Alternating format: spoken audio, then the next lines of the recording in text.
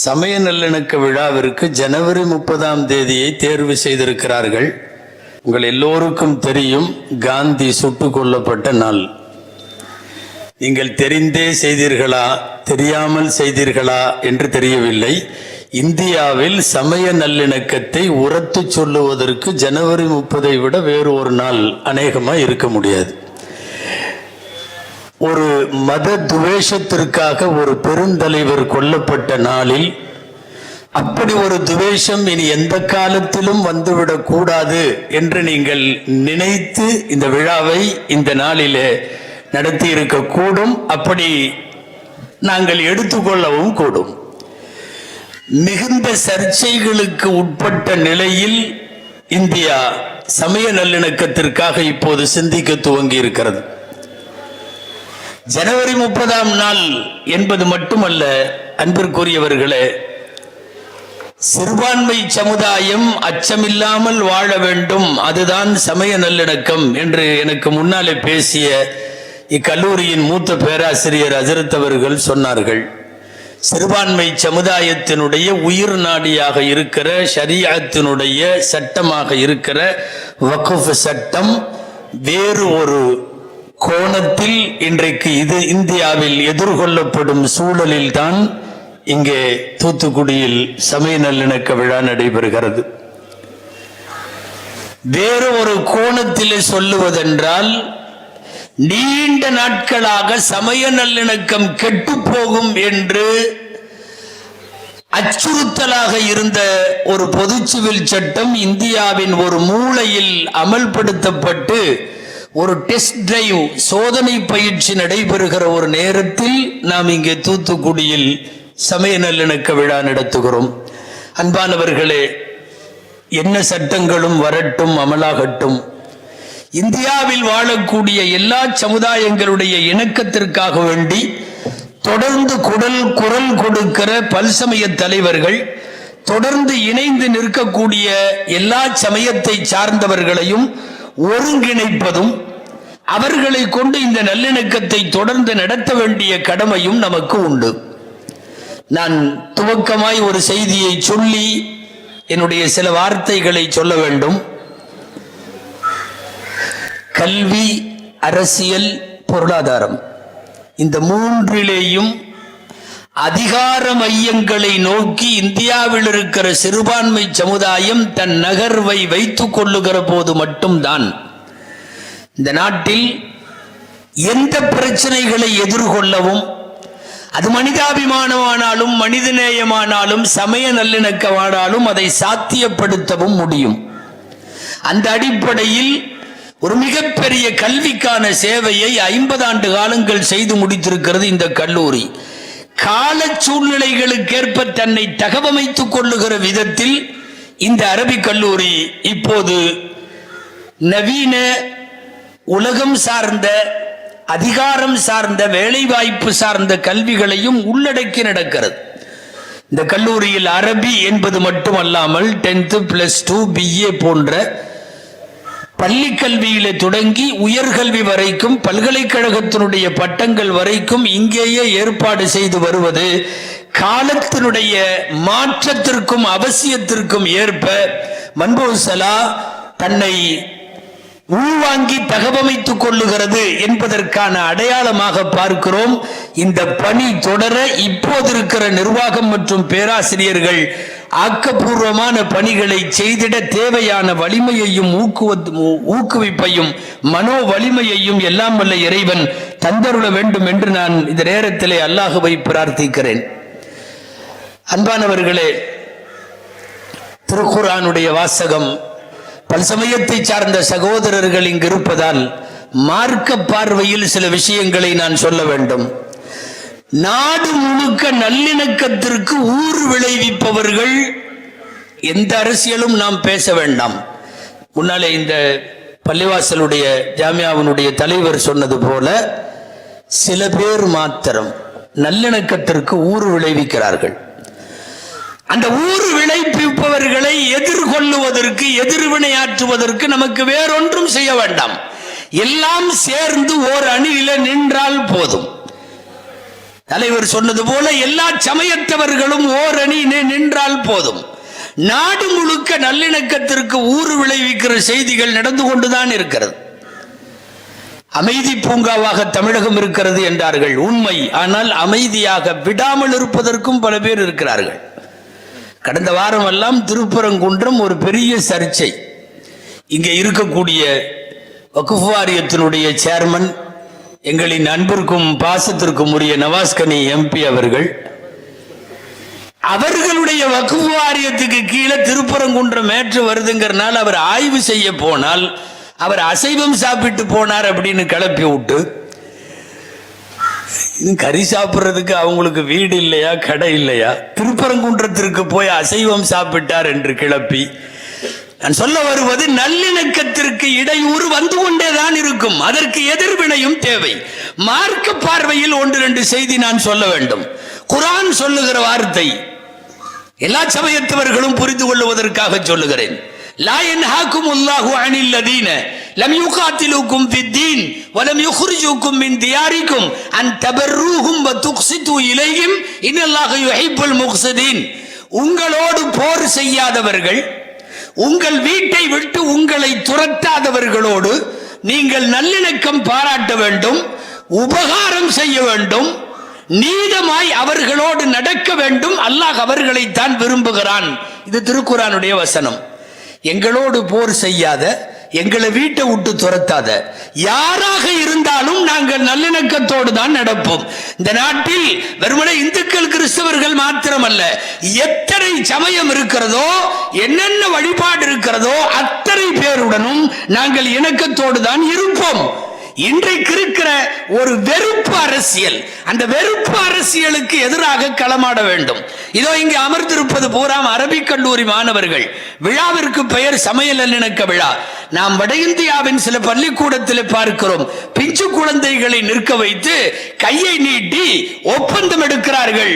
India இந்துக்களுக்கான தேசம் மட்டுமே, இதில் அல்லாதவர்களை அப்படி செய்வோம் இப்படி செய்வோம் என்று ஒரு 6-7 வயது குழந்தைகளை கூட நச்சு விதையை பரப்பி வெறுப்பு அரசியல் நடத்தக்கூடிய ஒரு சூழ்நிலையில் தான் நாங்கள் உலகத்திற்கு சொல்லுகிறோம், எங்கள் பள்ளிவாசல்கள், எங்கள் அரபிக் கல்லூரிகள், எங்கள் மதரசாக்கள் எல்லா இடத்திலும் நாங்கள் சமய நல்லிணக்கத்தை தான் விரும்புகிறோம் என்று சொல்லுவதற்குத்தான் பல்சமயத்தவர்களை அழைத்து வந்து, பாதிரிகளை, சாமியார்களை, பல்வேறு சகோதர சமயங்களின் சார்ந்த தலைவர்களை, ஆளுமைகளை எல்லாம் அழைத்து வந்து அந்த சமய நல்லிணக்கத்தை நாங்கள் பறைசாற்றி கொண்டிருக்கிறோம். நபிகள் நாயகத்தின் வாழ்க்கையில் அவர்களுடைய சமகாலத்தில் வாழ்ந்த யூதர்களோடு எப்படியெல்லாம் தொடர்பு, எல்லா யூதர்களோடும் நல்லிணக்கம் இருந்தது. வரலாற்றில் ஒரு செய்தி உங்களுக்கு தெரியுமா? 63 வருஷ கால நபிகளார் வாழ்க்கையில் நபிகள் நாயகம் ஸல்லல்லாஹு அலைஹி வஸல்லம் அணிந்திருந்த ஆடைகளிலேயே ஒரு உயர்ந்த ஆடை என்பது ஒரு யூதன் அன்பளிப்பு செய்த ஆடை. அதை போட்டுக்கிட்டு தான் வெள்ளிக்கிழமை சிறப்பு தொழுகையில் பள்ளிவாசலினுடைய மெம்பர் மேடையிலே நபிகள் நாயகம் நிற்பார்கள். அந்த ஆடை ஒரு யூதனால் அன்பளிப்பு செய்யப்பட்டது. சபையில வந்து அவ்வப்போது அமர்ந்து செல்லுகிற ஒரு யூத சிறுவனுக்கு உடல்நலம் சரியில்லை, நண்பர்கள் புடை சூழ போய் யூத வீட்டில உட்கார்ந்து நெற்றியிலே கை வைத்து உடல்நலம் சரியில்லாமல் இருப்பதை நபிகள் நாயகம் விசாரித்தார்கள் என்பது அவர்களுடைய மிக்குயர்ந்த உலகத்தின் நபிமொழிகளில் காணப்படுகிற செய்தி. ரொம்ப வேடிக்கை என்ன தெரியுமா, விசித்திரம் என்ன தெரியுமா? நபிகள் நாயகம் ஸல்லல்லாஹு அலைஹி வஸல்லம் உடைய காலத்திலே வாழ்ந்த யூதர்கள் தங்களுக்கு இடையிலே பிரச்சனை செய்து கொண்டால், கிறிஸ்தவர்கள் தங்களுக்கு இடையிலே பிரச்சனை செய்து கொண்டால், மஜூசிகள் என்கிற நெருப்பை வணங்குபவர்கள் தங்களுக்கு இடையிலே பிரச்சனை செய்து கொண்டால், அவர்கள் பஞ்சாயத்துக்கு நபிகளாரிடத்தில் வருவார்கள். நாயகம் அமர்ந்து பஞ்சாயத்து செய்வார்கள். இருதரப்பு பேச்சுவார்த்தைக்கு அவர்களுக்கே தெரிகிறது, ஊரிலே இணக்கத்தோடு 2 பிரிவை சேர்த்து வைப்பதற்கு நபிகள் நாயகம் தான் தேவை என்பதை உணர்ந்து அவர்களெல்லாம் அங்கே வருவார்கள். நபிகள் நாயகத்தின் வரலாறு படித்தவர்களுக்கு தெரியும், இறக்கிற போது காசை வச்சுட்டு போறதில்ல, கடனை வச்சுட்டு போனாங்க. அந்த கடன் நபிகள் நாயகம் போர்க்களங்களிலே பயன்படுத்திய கவச சட்டை. அந்த கவச சட்டை, இராணுவ கவச சட்டை போர்க்களத்தில் அணிவது ஒரு யூதரிடத்திலே தான் கொடுத்து வைத்தார்கள். 16 படி கோதுமையை வீட்டுக்கு கோதுமை இல்லாம 16 படி கோதுமை வாங்குவதற்காக வேண்டி சட்டையை அடகு வைத்திருந்தார்கள். அடகு வைத்தது யார் தெரியுமா? நபிகள் நாயகம். வைக்கப்பட்டவர் யார் தெரியுமா? யூதர். நான் சொல்ல வருவது, அவர்களின் காலத்திலே வாழ்ந்த எல்லா சமயத்தவர்களோடும் அவர்கள் இணக்கமாக வாழ்ந்தார்கள். தயவு செய்து சொல்லுகிறோம், இஸ்லாமியர்களானாலும் கிறிஸ்தவர்களானாலும் சீக்கியர்களானாலும் ஜைனர்களானாலும் எந்த வழிபாட்டு முறையை சார்ந்தவர்களாக இருந்தாலும் அவரவர்கள் வணக்கத்தை, அவரவர்கள் ஷரியத்தை, சட்டத்தை, வழிபாட்டை அனுமதியுங்கள். எதற்காக எங்களுடைய வக்குஃபுக்குள்ள வந்து போற வேண்டும்? நல்லிணக்கத்திற்கு ஊறு விளைவிக்க வேண்டும். இணக்கம் கெட்டு போகும். நீங்கள் எங்கு இஸ்லாமியர்கள் இல்லை, 100 பேர் மாத்திரம் வாழ்ற ஒரு மதத்தை போய் கை வச்சா அந்த 100 பேருமே உயிரையாவது கொடுப்பானே ஒழிய என் மதத்தின் சட்டத்தை எடுத்துக்கோன்னு எவனும் ஒத்துக்க மாட்டான். 100 பேர் கூட ஒத்துக்க மாட்டார்கள். வக்ஃப் என்பது இஸ்லாமியர்களுடைய சொத்து நிறுவனங்களை பாதுகாக்கிற ஒரு அமைப்பு. நான் யோசித்து பார்க்கிறேன். சமீபத்தில் கீரனூரிலே நடைபெற்ற இதே ஒரு சமய நல்லிணக்க மாநாடு மேடையில் வீற்றிருக்கிற முன்னாள் எம்பி அப்துல் ரஹ்மான் எம்பி அவர்கள் வக்ஃபினுடைய கோட்பாடை பராமரிப்பதில், பாதுகாப்பதில் இருக்கிற சிக்கல்களை ரொம்ப அழகாக பேசினார்கள். இன்றைக்கும் அந்த வக்ஃபினுடைய பராமரிப்பு, பாதுகாப்பு பணியிலே தான் தற்போதைய எம்பி அவர்கள். அது என்ன எதிர்ப்பு வந்தாலும் அவர் பாட்டில் அப்படி தட்டி விட்டுக்கிட்டு நகர்ந்துருவாங்க. அல்லாஹ் மிகச்சிறந்த வக்ஃபினுடைய பணிகளை ஆற்றுவதற்கு இவர்களுக்கெல்லாம் இறைவன் மனோதிடத்தை தர வேண்டும். நாங்கள் அரசை கேட்கிறோம், எந்த சமயத்தையும், இஸ்லாமியர்கள் அல்ல, எந்த சமயத்தையும் கை வைக்காதீர்கள். அவரவர்களின் வழிபாட்டிலேயே அவரவர்களை நீங்கள் அனுப்பிவிடுங்கள். சமய நல்லிணக்கத்திற்கு இஸ்லாமிய மன்னர்கள் எதிராக இருந்தார்கள் என்று ஒரு பொத்தாம் பொதுவான தவறான குற்றச்சாட்டு இந்த மண்ணில் தொடர்ந்து வைக்கப்படுகிறது. இந்த லாஜிக் இருக்கணும் எதையாவது சொல்றதில்ல. என்னன்னா, அவர் முகலாய மன்னராம், அவர் பள்ளிவாசல் கட்டணும்னு அவர் சொன்னாராம், இதை இடிங்கப்பா, இந்த கோயிலில் இந்த இடத்துல கட்டுங்கப்பான்னு சொன்னார். ஏன்டா நாடு முழுவதும் 1000 ஏக்கர் வேணாலும் எடுத்துட்டு பள்ளிவாசல் அவர் கட்ட முடியும். ஒரு கையெழுத்து போட்டார்னா 1000 ஏக்கரும் அவருக்கு சொந்தம். அவர் ஏன் 1000 ஏக்கரெல்லாம் விட்டு போட்டு பர்டிகுலராக இந்த இடத்துல தோண்டுன்னு சொன்னாருன்னு தெரியல. இதை விட லாஜிக்கில் இடிக்கிறது என்ன தெரியுமா? அவர் பல கோயில்களுக்கு மானியம் கொடுத்துருக்காரு. மானியம் கொடுத்ததுக்கான பத்திரமெல்லாம் இன்னும் இருக்குது. இந்த நீ 100 ஏக்கர் வச்சுக்கோ, நீ 200 ஏக்கர் வச்சுக்கோன்னு எல்லா கோயிலுக்கும் கொடுத்துருக்காரு. அப்படியெல்லாம் அங்கே கோயிலுக்கு கொடுத்து போட்டு அவருக்கு ஒரு பள்ளிவாசல் கட்டணுமாமா. கட்ட வரும்போது எப்பா இதை இடிச்சுட்டு கட்டுங்கப்பான்னு சொன்னாராம். நான் இங்கே பல்சமயத்தவர்கள் இருப்பதால் சொல்லுகிறேன், உங்களுக்கு ஆகம விதிகள் இருப்பது போல் எங்களுக்கு பள்ளிவாசல் விதி இருக்கிறது. என்ன தெரியுமா? அபகரிக்கப்பட்ட இடத்துல பள்ளிவாசல் கட்டக்கூடாது. கட்டுறதுக்கே முதல்ல அனுமதி இல்லை. பள்ளிவாசல் கட்டுவதற்கென்று இருக்கக்கூடிய ஷரியத்தினுடைய சட்டங்கள்ல ஒண்ணு, அடுத்தவர் இடத்தை ஆக்கிரமித்து நீ பள்ளி கட்டினால் தொழுகை கூடாது என்பது சட்டம். இதை புரிஞ்சுக்காமையே அவங்க எடுத்துட்டாங்க. எதுக்கு எடுக்கிறாங்க? நாடு பூரா அவங்களுக்கு சொந்தமா இருக்கிறப்ப அவங்க ஏன் அந்த 5000 ஸ்கொயர் ஃபீட்டை மட்டும் போய் கை வச்சு குறி வச்சு எடுக்கணும்? இன்னைக்கும் கூட சட்டம் என்ன தெரியுமா? இப்போ உதாரணமா ஜும்மா தொழுகை இந்த கொரோனா நேரத்துல எல்லாம் பள்ளிவாசல பூட்டிட்டாங்க. வெள்ளிக்கிழமை சிறப்பு தொழுகை முஸ்லிம்களுக்கு போக முடியல. ஆங்காங்கே பல்வேறு சட்ட பிரச்சனைகளும் சட்டங்களும் ஃபத்வாக்கள் என்ற கூட மார்க்க முடிவுகள் வந்தது. இன்னைக்கு வரைக்கும் கூட என்ன சட்டம் தெரியுமா? பொது அனுமதி இல்லாத ஒரு இடத்துல வெள்ளிக்கிழமை தொழுகை நடத்தினா கூடாது. கூடாது. அங்கே அனுமதி வாங்கின இடமா இருக்கணும். அங்கே தொழுகை நடத்துறதுக்குள்ள அதிகாரப்பூர்வமாக இருக்கணும். அது யார் இடமாவும் இருக்கக்கூடாது. திருடனதா, அபகரிக்கப்பட்டதா, வித்தவுட் பர்மிஷன் அவங்கள்ட்ட இருந்து எடுத்துக்கிட்டதாவெல்லாம் இருந்தால் தொழுகையே கூடாது. தயவு செய்து எங்களின் சமய நிலைப்பாட்டை புரிந்து கொள்ளுங்கள். எந்த ஆலயத்தையும் அழித்து விட்டு நாங்கள் ஒரு பள்ளிவாசலை நிறுவ வேண்டும் என்கிற எங்களின் சட்டத்திலேயே அதற்கு இடமில்லை என்பதை சொல்ல வேண்டும். முஸ்லிமே தவறு செய்தாலும் கூட நல்லிணக்கத்திற்கு ஊறு விளைவித்தால் கண்டிப்பதில் உங்களை விட நாங்கள் முதல்ல இருப்போம். நீங்களாம் கண்டிக்க வேணாம், முதல்ல நாங்கள் கண்டிப்போம். ஒரு நபி தோழர் வந்து நபிகிட்ட கேட்டார், மல் அசபியத்து யா ரசூலல்லாஹ், அல்லாஹ்வின் தூதரே வெறித்தனம்னா என்ன? அசபியத் பிடிவாதம், வெறித்தனம்னா என்ன? ரசூலுல்லாஹ் சொன்னாங்க, அன் தன்சுர அஹாக அலல் துல்மி, நல்லா தெரிஞ்சுக்கிட்டு உன்னுடைய இஸ்லாமிய சகோதரன் அநீதம் செய்யும் போதும் அவனுக்கு நீ உதவினால் அதற்கு பெயர் வெறித்தனம். சொல்லி தந்தது யாரு தெரியுமா? எங்கள் நபிகள் நாயகம்.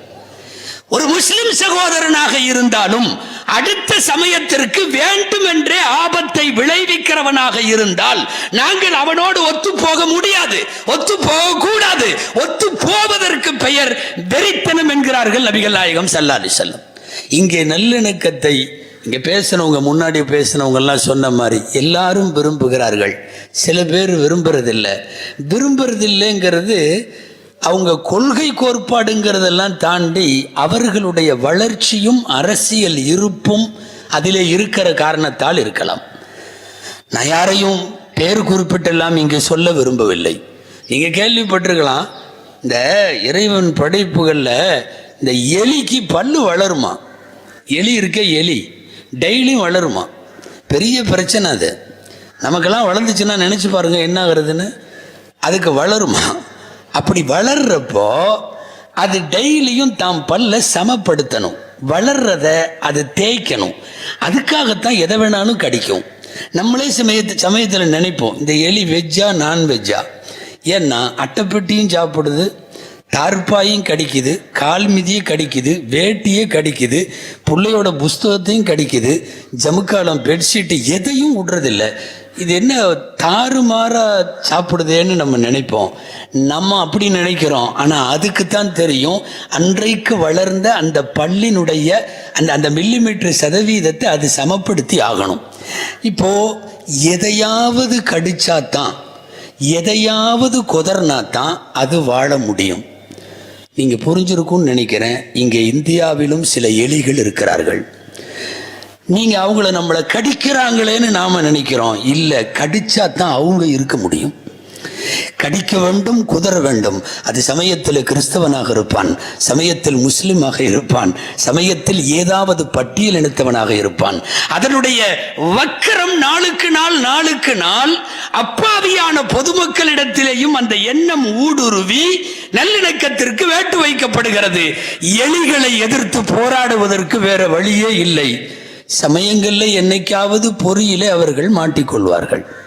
நான் ரொம்ப விரிவாவெல்லாம் சொல்ல வேண்டியதில்லை.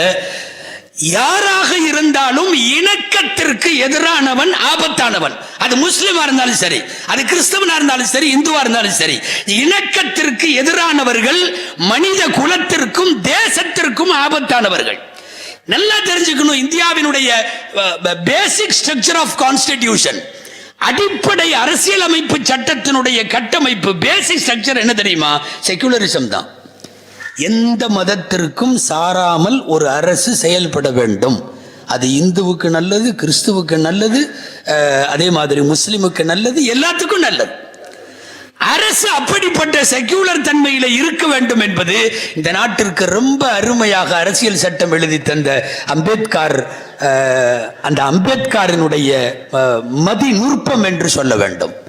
நான் சமீபத்தில் இதே மாவட்டத்தின் இன்னொரு இடத்தில் சமய நல்லிணக்க மாநாட்டில் பேசுகிறப்ப சொன்னேன், அம்பேத்கர் இருந்தால் ஒட்டுமொத்த முஸ்லிம் சமுதாயம் மட்டுமல்ல, சிறுபான்மை சமுதாயம் எல்லாம் அவர் கைகளை முத்தமிட வேண்டும். அப்படிப்பட்ட ஒரு அற்புதமான மதச்சார்பற்ற செக்யூலர் இந்தியாவினுடைய கட்டமைப்பை ஏற்படுத்தியவர். அன்பானவர்களே, நான் ஒரே ஒரு செய்தியை சொல்லி நிறைவுக்கு வர வேண்டும். பல்வேறு பணிகளோடு புறப்பட்டு செல்பவர்களும் இங்கே இருக்கிறார்கள். சென்னையில் வெள்ளம் வந்தது, 2015 ஃப்ளட்டு பயங்கரமாக வந்தது. நான் பல மீட்டிங்கில் சொல்லியிருக்கேன் இதை. எனக்கு தெரிந்த பையன், அந்த பையன் போய் எல்லாத்துக்கும் உதவி செய்கிறதுக்காக போனார். வெள்ளத்தில் எல்லாரும் உணவு இல்லாமல் எல்லாம் இருக்கிறது, மொட்டை மாடியில் இருக்காங்க எல்லாம். தாம்பரம் பகுதியில் ஒரு நிறைமாத கர்ப்பிணி, வலி வந்துடுச்சு, பிரசவ வலி, எந்த ஆஸ்பத்திரிக்கும் போக முடியாது, கீழே பூரா தண்ணியில் டியூப்பை போட்டு நீந்திட்டு போய் ஒரு முஸ்லீம் வாலிபன் அந்த பொம்பளையை தூக்கி நிறைமாத கர்ப்பிணியை தோளில் சுமந்துட்டே தாம்பரம் மகப்பேறு மருத்துவமனை வரைக்கும் தூக்கிட்டு வர்றான். நிறைமாத கர்ப்பிணியை, வழியில் துடித்து கொள்ளக்கூடிய பெண்ணை தூக்கிட்டு வந்து நைட்டோட நைட்டு விட்டு டெலிவரி ஆகி காலையில் குழந்தை பிறகுது. அந்த குழந்தை பெண் குழந்தை. தூக்கிட்டு வந்த பையன் முகமது யூனுஸ் அப்படின்னு அந்த பையனுக்கு பேர். அந்த குழந்தைக்கு அந்த தாய் சொல்கிறா, இந்த பையன், இந்த எனக்கு பிறந்திருக்கிற பெண் குழந்தைக்கு முகமது யூனுஸ்னு பேர் வை. ஏன்னா நான் ஒரு மாற்று மதத்தை சார்ந்த பெண், ஒரு இந்து சகோதரி. ஆனால் அந்த பையன் என்னை தோளில் ஊற்றிட்டு நடுராத்திரி என்னை கொண்டு இங்கே டெலிவரிக்கு சேர்க்கலைன்னா நான் என்ன ஆயிருப்பேன்? முகமது யூனு பக்கத்தில் இருந்தவங்க சொன்னாங்க, ஏமா பாய்மார்களே பசங்களுக்கு தான் முகமது யூனுஸ்னு வைப்பாங்க, பெண் பிள்ளைகளுக்கெல்லாம் வைக்க மாட்டாங்க. நீ வேணா உனக்கு அடுத்து ஏதாவது ஒரு ஆம்பளை பையன் பிறக்கிறப்போ நீ முகமது யூனுஸ்னு வச்சுக்கோ, இப்போ பிறந்திருக்கிறது பெண் குழந்தையாச்சே அப்படின்னு. பெண் குழந்தையா ஆண் குழந்தையா எல்லாம் தெரியாது. யூனுஸ் அப்படிங்கிறது எனக்கு இப்போ தெய்வம். நான் தெய்வத்தின் பெயரை வைக்கிறேன். இப்போ என்ன தெரியுமா, ஒரு பள்ளிக்கூடத்திற்கு போகிற சிறுமி தாம்பரத்தில் போய் கொண்டிருக்கிறாள். இந்து மதத்தை சார்ந்த பெண் சிறுமி, அவளுக்கு பெயர் முகமது யூனுஸ். ஸ்கூலுடைய அட்டெண்டன்ஸ்லேயே அப்படிதான் இருக்கு. நாங்கள் சொல்ல வருவது இதுதான், இந்தியாவிற்கு இப்படிப்பட்ட முகமது யூனுஸுகள் தான் இன்றைக்கு தேவை. இந்த உடுப்பியில் ஒரு சங்கராச்சாரியார் இருக்கார், உங்களுக்கு தெரியும். காஞ்சி சங்கராச்சாரியாரில் உடுப்பி சங்கராச்சாரியார் கொஞ்சம் சமய நல்லிணக்கத்தை விரும்புகிற ஆள். போன ஆண்டுக்கு முந்தைய ஆண்டு ரம்ஜானில் நோன்பு திறக்கிற நிகழ்ச்சின்னு ஒன்று இஃப்தார்னு நடத்துவாங்களோ, உங்களுக்கு எல்லாம் தெரியும். அந்த நிகழ்ச்சியில் உள்ளூரில் இருக்கிற முஸ்லீம் சகோதரர்களை எல்லாம் கூப்பிட்டு கோவில் வாசலில் பழரசம் கொடுத்து ஒரு இஃப்தார் விருந்தை உடுப்பி சங்கராச்சாரியார் ஏற்பாடு பண்ணுறார். மறுநாள் உடனே இந்த மேற்படி ஆளுகள்லாம் போய் நின்ட்டாங்க. ஆய் ஊய் அப்படியா இப்படியா, ஊரை கெடுத்து நாசமாக்கிட்ட, நீ ஆலயத்தை விட்டு வெளியே போ. இதுக்கு அவர் ஒன்றும் நான்வெஜ் எல்லாம் போடலை. கோவிலுக்கு வெளியில் அவர் பழரசம் அதுவும் வாசல்ல கருவறைக்குள்ளையெல்லாம் விடலை, வராண்டாவில் ஊரில் இருக்கிற எல்லா மக்களையும் கூப்பிட்டு ஒரு பழரசத்தை கொடுத்து இந்து முஸ்லிம் கிறிஸ்தவ ஒற்றுமைக்கு ஏற்பாடு செய்த உடுப்பி சங்கராச்சாரியார் எக்கச்சக்கமான எதிர்ப்புகளை சந்திச்சார். அவர் ஆலயத்திலிருந்து வெளியே போகுமாறு நிர்பந்திக்கப்பட்டார். நான் என் உரையை நிறைவுக்கு கொண்டு வருகிறேன். அன்பானவர்களே, இன்றைக்கு இந்தியாவினுடைய அவசர தேவை என்ன தெரியுமா? உடுப்பி சங்கராச்சாரியார்களும் தாம்பரம் முகமது யூனுஸ் போன்றவர்களும். இவங்க மட்டும்தான் இந்தியாவுக்கு வேணும். காரணம், இவர்கள் மதம் கடந்து மனித நேயத்தை சிந்திப்பவர்கள். அப்படிப்பட்ட மதம் கடந்த மனித நேயத்தை உருவாக்குபவர்கள் யாரோ அவர்களைத்தான் நாம் நல்லிணக்கத்திற்காக தொடர்ந்து வேரூற்றி அவர்களை வளர்க்க வேண்டும். ஜனவரி 30 ரொம்ப பொருத்தமாக காந்தி சுட்டுக் கொல்லப்பட்ட நாளில் ஒரு சமய நல்லிணக்கம் நடைபெறுகிறது.